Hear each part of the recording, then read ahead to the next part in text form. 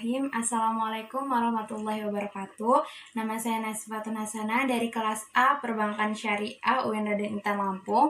Di sini saya akan menjelaskan tentang macam-macam hukum tajwid. Ada 5 yang akan saya jelaskan. Yang pertama izhar, yang kedua idgham, yang ketiga iqlab, yang keempat ikhfa, dan yang terakhir adalah mat.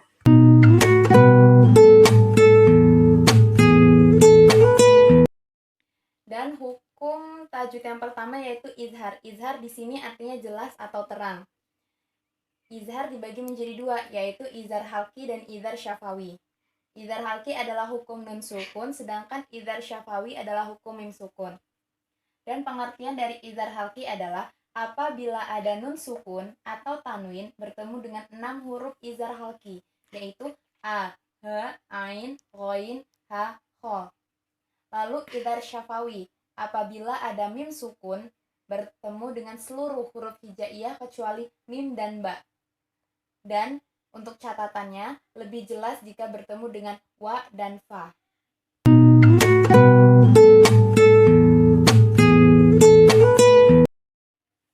Hukum tajwid yang kedua yaitu idgham.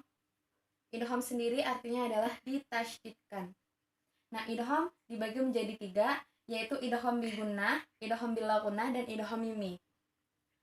Idgham bi gunnah dan idgham bil gunnah ini adalah hukum nun sukun, sedangkan idgham mimi adalah hukum mim sukun. Jadi pengertian dari idgham bi gunnah adalah apabila ada nun sukun atau tanwin bertemu dengan huruf idgham bi gunnah, ya, nun, ma, wa, atau disingkat yanmu, maka dibaca gunnah. Sedangkan idgham bil gunnah pengertiannya adalah apabila ada nun sukun atau tanwin bertemu dengan huruf bil gunnah yaitu la dan ro, maka dibacanya tidak digunnahkan atau tidak digedengungkan. Lalu yang ketiga idgham mimi, pengertiannya apabila ada mim sukun bertemu dengan mim, maka cara membacanya didengungkan.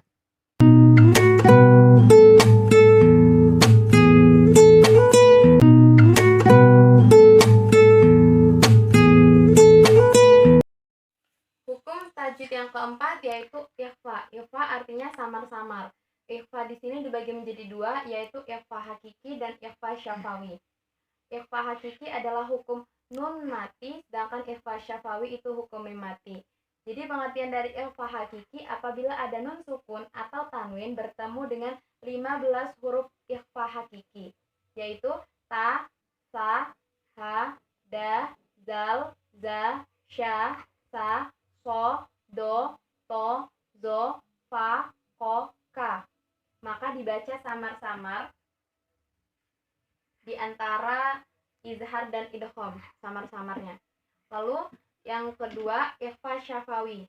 Pengertiannya apabila ada mim sukun bertemu dengan ba. Cara membacanya disamarkan dan disertai dengung.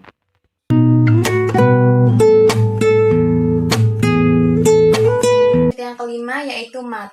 Arti mat sendiri artinya memperpanjang atau menambahkan. Di sini macam-macam mat itu ada 15. Yang pertama itu adalah mat tabi'i. Mat tabi'i itu hurufnya ada a untuk huruf yang diawali dengan fathah, ya untuk huruf yang diawali dengan kasroh, wa untuk huruf yang diawali dengan dhammah. Contohnya kitabun. Kalau yang ya contohnya sami'un. Kalau yang wa contohnya yaqulun. Dibaca panjang 2 harokat. Yang kedua mat wajib mutasil. Mat wajib mutasil pengertiannya adalah mat tabi'i bertemu hamzah dalam satu kalimat, dibaca 5 harokat. Contohnya sawaun, ja'a, ji'un. Mat jaiz munfasil. Mat jaiz munfasil ini merupakan kebalikan dari mat wajib mutasil, yaitu pengertiannya apabila ada mat tabi'i bertemu dengan hamzah tetapi di lain kalimat. Cara membacanya 5 harokat. Contohnya wala antum fi anfusihim. Yang keempat yaitu mat lazim mutsaqal kilmi. Pengertiannya adalah apabila ada mat tabi'i bertemu dengan tasydid dalam satu kalimat. Dalam membacanya boleh 3 harokat atau 2 harokat atau 6 harokat. Contohnya waladhdallin dan wattammah. Yang kelima, mad lazim mukhaffaf kilmi. Pengertiannya adalah apabila ada mad tabi'i bertemu dengan huruf mati. Cara membacanya 6 harokat. Contohnya al-ana. Yang keenam, mad lain. Pengertiannya, apabila ada waw sukun dan ya sukun, sedangkan huruf sebelumnya berharokat fathah, maka disebut mad lain. Cara membacanya dilunakkan atau dilemaskan. Contohnya, raibun, khaufun, baitun. Yang ketujuh, mad arid li sukun. Pengertiannya, apabila ada waqaf, sedangkan sebelum waqaf ada mad tabi'i. Jadi cara membacanya yang lebih utama 6 harokat, pertengahan 4 harokat, kalau yang pendek 2 harokat. Contohnya khalidun, sami'ul basirun. Yang kedelapan, mad silah qasirah. Pengertiannya, apabila ada hak domir, sedangkan sebelumnya ada huruf hidup, dibaca 2 harokat. Contohnya innahu kana lahu mafi. Mad silah tawilah. Pengertiannya, apabila ada mad silah qasiroh bertemu dengan hamzah, cara membacanya 5 harokat. Contohnya indahu illa biiznih. Mad iwad. Pengertiannya, apabila ada fathah yang jatuh pada waqaf pada akhir kalimat.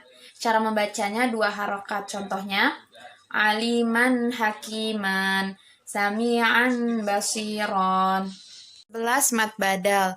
Pengertiannya, apabila ada hamzah bertemu dengan huruf mad tabi'i, dibaca 2 harokat. Contohnya ahadu, imanu, unia. Mad tamkin. Apabila ada ya sukun yang didahului dengan ya bertasydid dan harokatnya kasroh, cara membacanya 2 harokat yang ditepatkan dengan tasydid.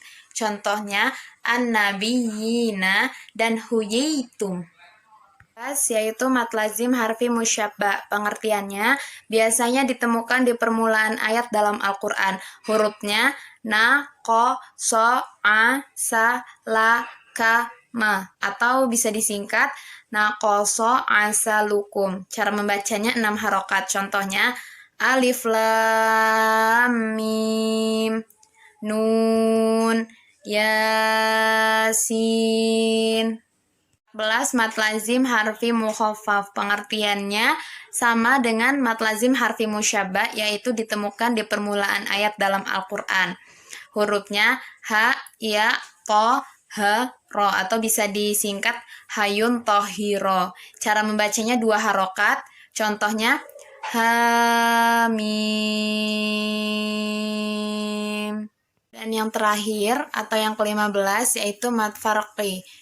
Pengertiannya yaitu pertemuan huruf yang bertasydid dengan mad badal, dan hamzah di sini disebut hamzah istifham. Oleh sebab itu maka disebut mad farqi. Cara membacanya 6 harokat. Contohnya kul Allahu azina lakum am 'alallahi taktarun. Allahu khairun amma yusyrikun. Demikianlah penjelasan dari saya tentang macam-macam hukum tajwid. Kurang dan lebihnya saya mohon maaf. Kepada Allah saya mohon ampun. Wabillahi taufiq wal hidayah. Wassalamualaikum warahmatullahi wabarakatuh.